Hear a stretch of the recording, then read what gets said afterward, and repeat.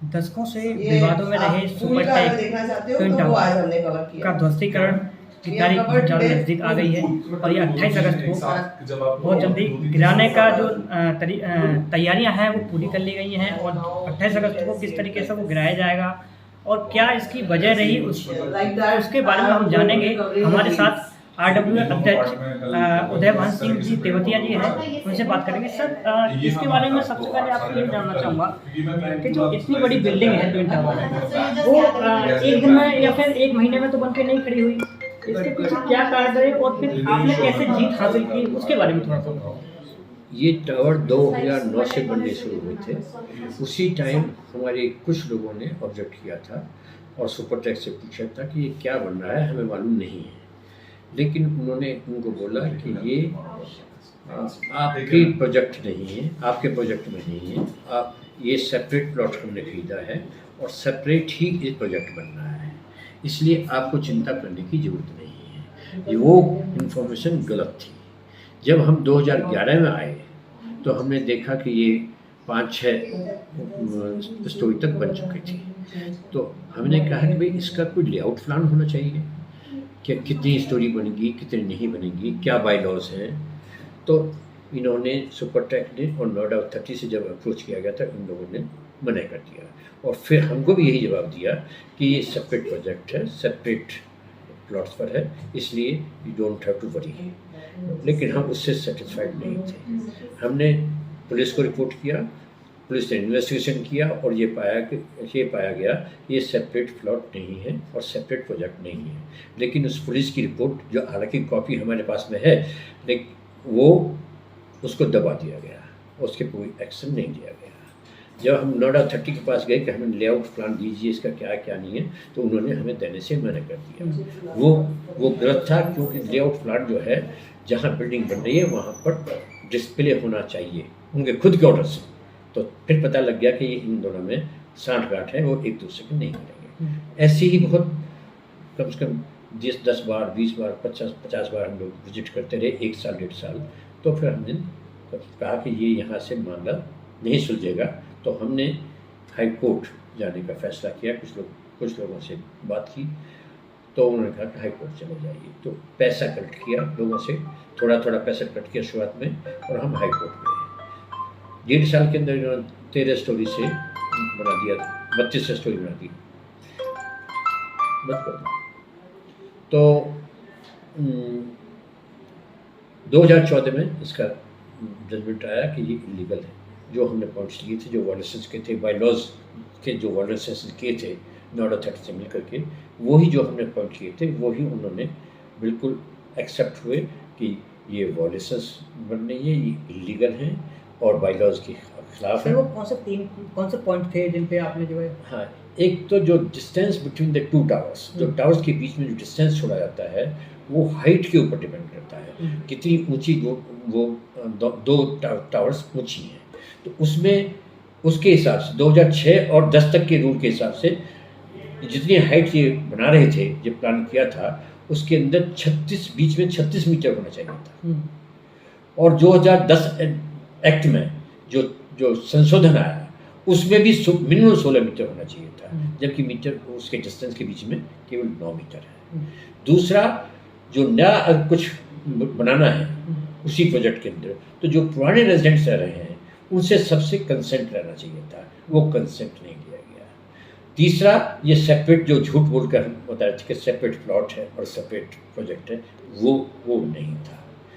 चौथा, बहुत कुछ है कि इन्होंने जो जिस सर्टिफिकेट के ऊपर ये कंस्ट्रक्शन किया था कि हमने IIT से, रुड़की से हमने अप्रूव कराया है, वो भी झूठा पाया गया। तो ऐसे बहुत से ऐसे डॉक्यूमेंट्स हैं जो उनके झूठ पकड़ा गया, और उसके बेस पर हमने हाई कोर्ट में केस जीता और सुप्रीम कोर्ट में जीता। सर, जैसे जो ट्विन टावर है, वो सबसे पहले आप मुझे बताइए कि ये जो 2 टावर हैं वो कितने मंजिल हैं? ये 2 टावर्स 40 मंजिला का अप्रूव किया हुआ है। अभी तक 32 स्टोरी ही बने थे, जब तक कि जजमेंट इलाहाबाद हाई कोर्ट का जजमेंट 2014 में आ गया। वहीं पर ये रुक गया, वहीं पर सील होगी और उसके बाद में काम बंद हो गया। सर, ये 28 अगस्त को गिराया जाएगा, सारी तैयारियां पूरी कर ली गई हैं।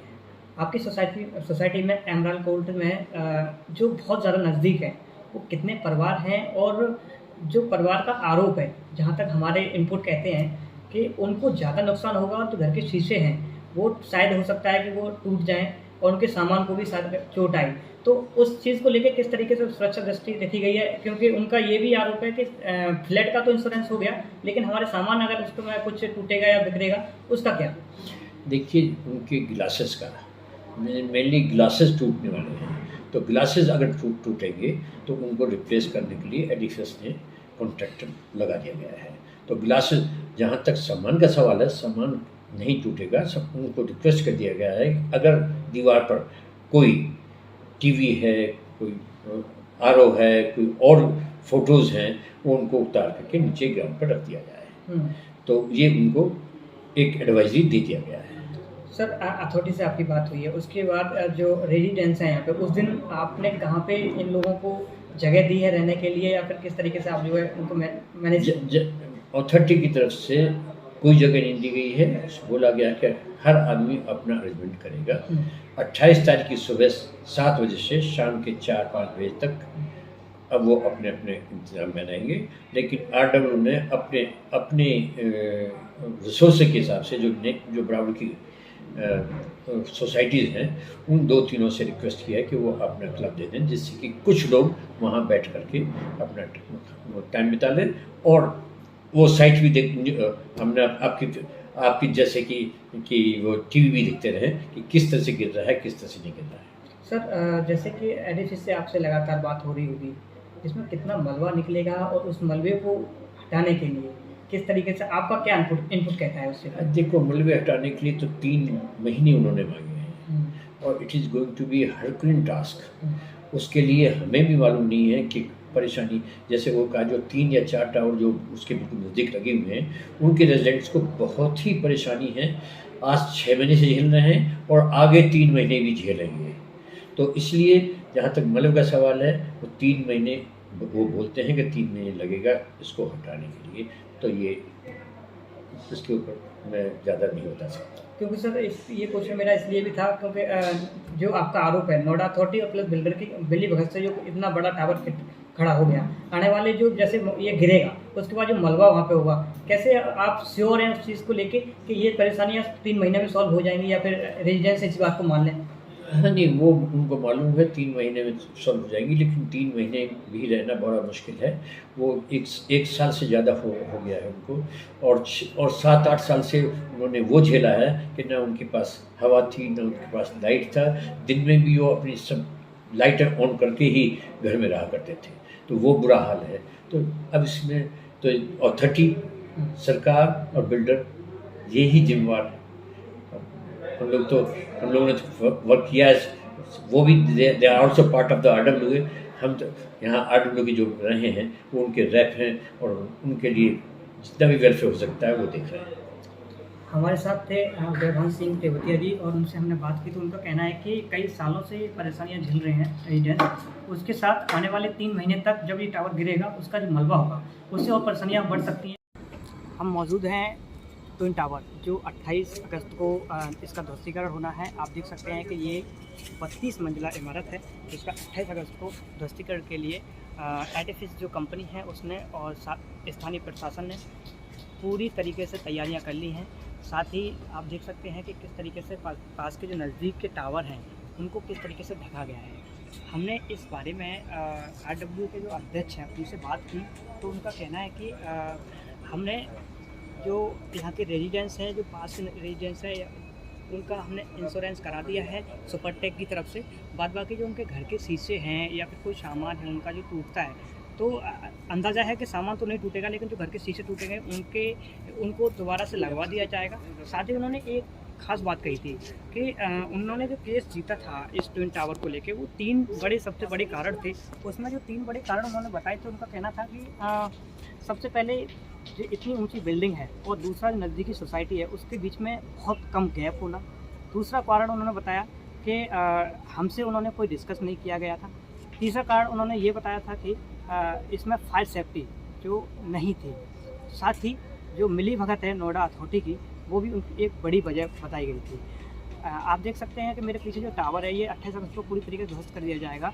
और इसके बाद उन्होंने एक जानकारी और भी दी थी कि पिछले कई सालों से यहाँ के रेजिडेंट्स एक समस्या से जूझते आ रहे हैं इस टावर की वजह से, और आने वाले समय में जब ये ध्वस्तीकरण होगा उसके 3 महीने तक और झेलने पड़ेंगी परेशानियाँ रेजिडेंट्स को, क्योंकि इसका जो मलबा है वो 3 महीने तक हटाने का समय लिया है नोएडा अथॉरिटी ने।